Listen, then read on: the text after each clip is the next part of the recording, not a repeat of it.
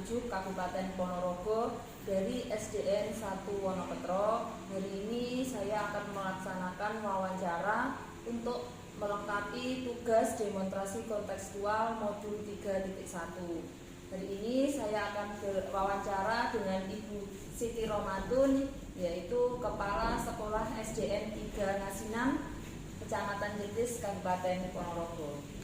Selamat pagi Bu Siti. Selamat pagi Bu Dani. Bagaimana kabarnya Bu Siti hari ini? Alhamdulillah baik. Gimana Bu Dani kabarnya? Alhamdulillah Bu Siti baik.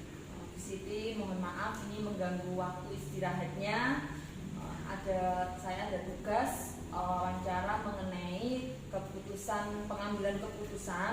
Di sini saya mau melakukan wawancara dengan Bu Siti terkait dengan pengambilan keputusan yang Bu Siti laksanakan di SDN 3 Ngasinan. Siap Bu Dani. Siap Ibu? Oke. Selama ini bagaimana Bu Siti dapat mengidentifikasi kasus-kasus yang merupakan dilema etika atau rujukan moral yang ada di SDN 3 Ngasinan Bu Siti? Pertama-tama ya Bu Dani, saya itu melihat konteks dari permasalahan itu. Apakah permasalahan itu benar melawan benar atau benar melawan salah? Jika masalah itu benar melawan benar, berarti saya mengidentifikasikan bahwa itu adalah dilema etika. Sedangkan itu jika benar melawan salah, maka saya mengasumsikan bahwa itu adalah rujukan moral. Seperti itu jadi ada dua, benar melawan benar dan yang satunya benar melawan salah. Terus Bu Siti, dalam menjalankan pengambilan keputusan di sekolahnya Bu Siti itu terutama untuk kasus-kasus di mana ada dua kepentingan yang sama, benar atau sama-sama mengandung nilai kebajikan. Bagaimana panjenengan menjalankan pengambilan keputusan tersebut? Saya memilih dan menimbang sesuatu itu mana yang lebih penting. Jadi yang lebih penting dari masalah itu yang harus saya dahulukan. Otomatis yang lebih urgent harus diselesaikan terlebih dahulu. Jadi yang lebih penting itu yang diselesaikan terlebih dahulu. Meskipun sama-sama baiknya, sama-sama perlu diselesaikan, tapi terkadang ada sesuatu itu yang masih bisa dipending dalam jangka waktu pendek atau jangka waktu panjang. Mungkin ada yang seperti itu. Oh, yang ini urgent, ini selesaikan dulu, itu masih bisa kayaknya dipending gitu. Terus langkah-langkah atau prosedur yang seperti apa yang biasanya Bu Siti lakukan selama ini? Saya itu sebenarnya mendalami dilema etika itu ada 9 langkah Bu Dani. Tapi di sini saya belum bisa menguraikan satu-satu. Yang penting 9 langkah itu yang pertama saya harus mengkaji terlebih dahulu masalah itu. Setelah saya kaji, saya identifikasi masalah itu bagaimana dan butuh penyelesaiannya bagaimana. Namun saya juga tidak menutup kemungkinan saya tidak bisa mengambil keputusan itu sendiri. Saya selalu mengkoordinasikan dengan teman-teman. Saya selalu memusyawarahkan. Mereka selalu saya mintai pendapatnya. Jadi nanti keputusan yang saya ambil itu adalah keputusan bersama.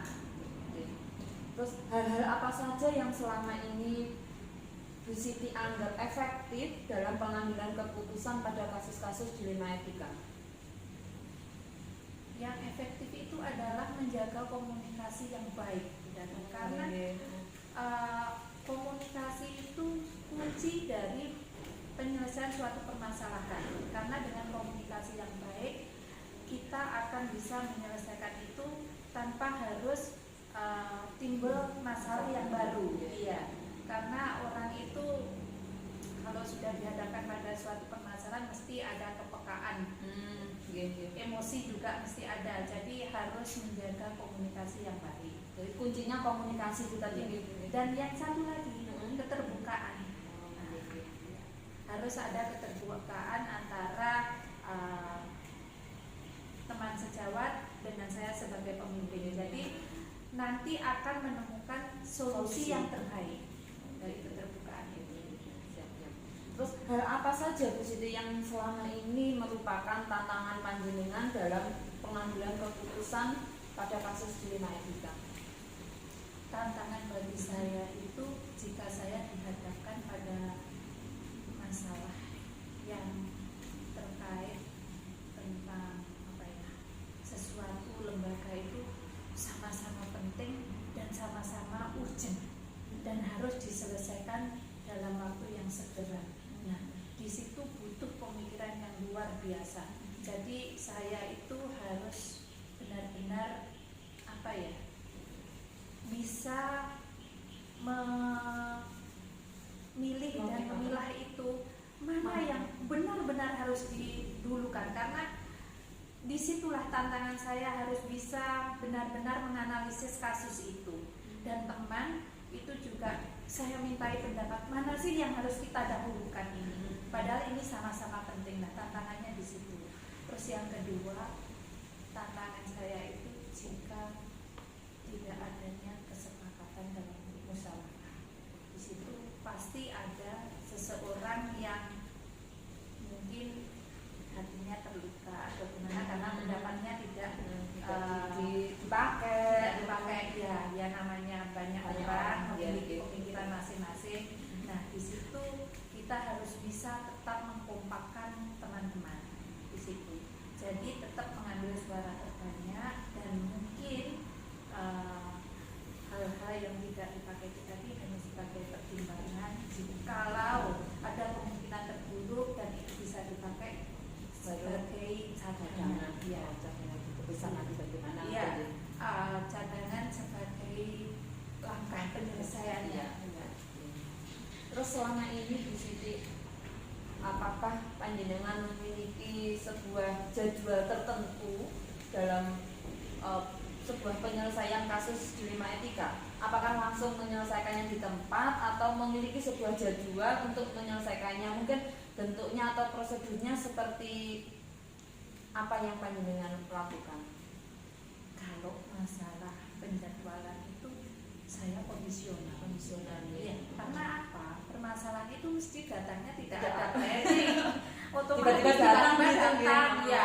Dan kita lihat permasalahan itu termasuk permasalahan yang berat atau permasalahan yang ringan. Kalau misalkan itu ringan ya langsung kita selesaikan saat itu, daripada nanti datang permasalahan yang baru itu belum selesai akhirnya menumpuk permasalahannya.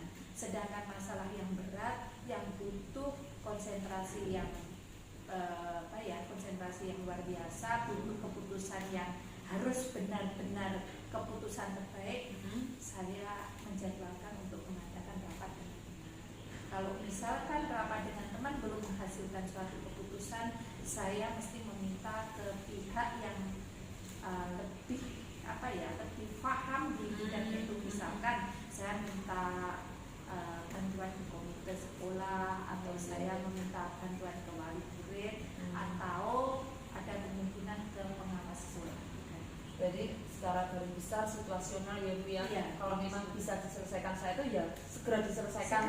Ya. Jika memang itu terasa berat dan butuh pemikiran yang sangat, maka harus ada penjadwalan. Daripada nanti keliru mengambil keputusan. Iya, betul. Dan berakibat fatal nanti kasihan lembaga, kasihan anak-anak, dan kasihan teman-teman yang lain. Kalau berefek ke situ. Selanjutnya di Siti, adakah seseorang atau faktor-faktor yang selama ini mempermudah atau membantu panjenengan dalam pengambilan keputusan dalam kasus-kasus dilema etika? Faktor-faktor yang mempermudah ini adalah teman-teman saja. Mereka sangat saya butuhkan.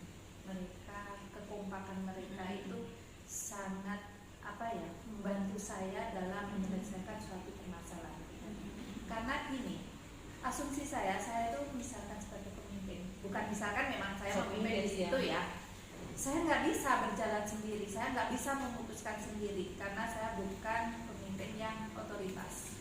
Ya, saya selalu mempertimbangkan pendapat dari teman. Terus saya selalu berkolaborasi dengan mereka dalam menyelesaikan semua permasalahan. Jadi misalkan nanti ada kemungkinan kemungkinan terburuk atau kemungkinan saya salah mengambil keputusan, saya tidak disalahkan mutlak. Betul. Kalau kita itu bersama-sama, misalkan nanti meleset dalam pengambilan keputusan, kita selesaikan bersama lagi. Ya, kita tanggung bersama lagi. Karena apa? Lembaga itu bukan milik pemimpin, tetapi milik bersama. Oke, setuju. Bu Siti, dari semua yang telah disampaikan tadi, pembelajaran apa Bu Siti yang mungkin bisa diambil dari pengalaman panjenengan dalam pengambilan keputusan?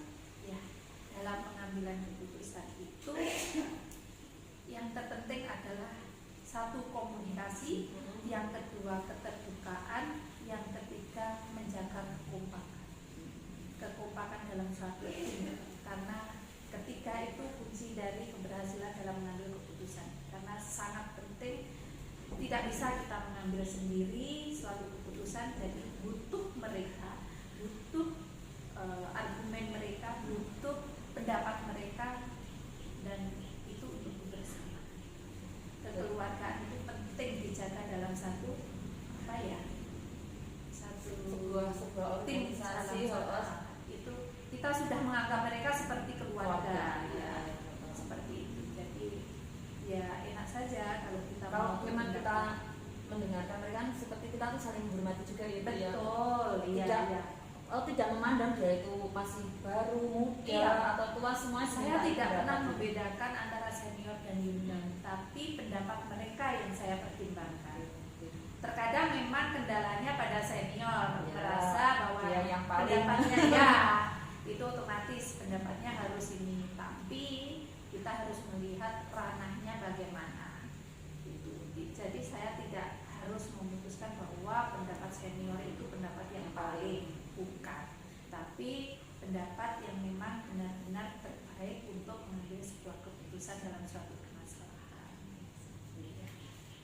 Bu Siti, terima kasih banyak sekali informasi yang saya peroleh dari Bu Siti. Pengalaman Bu Siti dalam pengambilan keputusan sangat bermanfaat, insya Allah nanti buat saya ke depannya. Terima kasih untuk waktunya. Semoga tetap sehat Bu Siti, tambah semangat dalam memimpin sebuah sekolahan yang sangat luar biasa ini.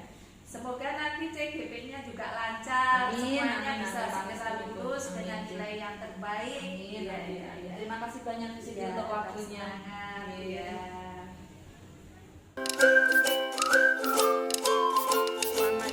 Bagaimana Bu Endang dapat mengidentifikasi kasus-kasus yang merupakan dilema etika atau bujukan moral yang ada di SDN 1 Wonoketro? Saya melihat dari sudut pandang moral dan hukum, apabila kasus tersebut melanggar hukum, maka sudah tentu kasus tersebut benar lawan salah atau bujukan moral. Namun, jika kasus tersebut benar lawan benar, maka bisa dikatakan dilema etika. Selama ini bagaimana Bu Endang menjalankan pengambilan keputusan di SDN 1 Wonoketro, terutama untuk kasus-kasus di mana ada dua kepentingan yang sama-sama benar atau sama-sama mengandung nilai kebajikan? Selama ini saya di SDN 1 Wonoketro melakukan identifikasi kasus dari berbagai sudut pandang, kemudian menimbang secara matang mana yang paling benar dan keputusan tersebut menguntungkan banyak orang atau tidak ada yang dirugikan. Langkah-langkah atau prosedur apa saja yang biasanya Bu Endang lakukan selama ini? Langkah-langkah yang saya lakukan antara lain menentukan penyebab permasalahan, kemudian menentukan siapa saja yang terlibat, menanyakan orang-orang yang ada di dekatnya, berdiskusi dengan warga sekolah, membuat beberapa solusi keputusan, menimbang lagi dari berbagai sudut pandang sebelum memutuskan atau mengambil solusi. Hal apa saja yang selama ini Bu Endang anggap efektif dalam mengambil keputusan pada kasus-kasus dilema etika? Ya, melakukan analisis kasus, kemudian menentukan solusinya, menyesuaikan dengan peraturan dan norma yang berlaku. serta mengedepankan kepentingan umum. Solusi tersebut bermanfaat bagi banyak orang dan baik secara jangka panjang. Apa saja yang selama ini merupakan tantangan Bu Endang dalam mengambil keputusan dalam kasus-kasus dilema etika yang ada di SDN 1 Wonoketro? Tantangan di SDN 1 Wonoketro ini dalam mengambil keputusan adalah mencari keputusan yang terbaik karena keduanya merupakan masalah yang sama-sama benar. Dalam mengambil keputusan harus menguntungkan dua belah pihak dan tidak merugikan salah satunya. Apakah Bu Endang memiliki jadwal tertentu dalam menyelesaikan sebuah kasus dilema etika yang ada di SDN 1 Wonoketro? Apakah Bu Endang langsung menyelesaikan di tempat atau memiliki sebuah jadwal untuk menyelesaikannya? Bentuk atau prosedurnya seperti apa, Bu Endang? Lihat masalahnya. Misalkan untuk masalah ringan, kita memutuskannya secara langsung. Jika masalah itu berat, saya melakukannya secara langkah-langkah, antara lain menentukan penyebab permasalahan, menentukan siapa yang terlibat, menanyakan orang-orang yang ada di dekatnya, berdiskusi dengan warga sekolah, dan kemudian membuat beberapa solusi keputusan, menimbang lagi dari berbagai sudut pandang sebelum memutuskan atau mengambil solusi. Adakah seseorang atau faktor-faktor yang selama ini mempermudah atau membantu Bu Endang dalam mengambil sebuah keputusan pada kasus-kasus dilema etika? Mengambil keputusan, saya selalu mengajak warga sekolah atau stakeholder, wali murid, atau orang-orang yang mempunyai kedekatan personal dengan orang yang mengalami permasalahan. Jadi banyak yang membantu dalam mencari alternatif solusi. Dari semua yang telah Bu Endang sampaikan, pembelajaran apa yang dapat Bu Endang ambil dari pengalaman Bu Endang selama ini dalam mengambil keputusan dilema etika? Pelajaran yang dapat diambil, saya menjadi lebih bijaksana dalam menganalisis sebuah permasalahan untuk dijadikan pertimbangan menentukan solusi yang tepat dan terbaik.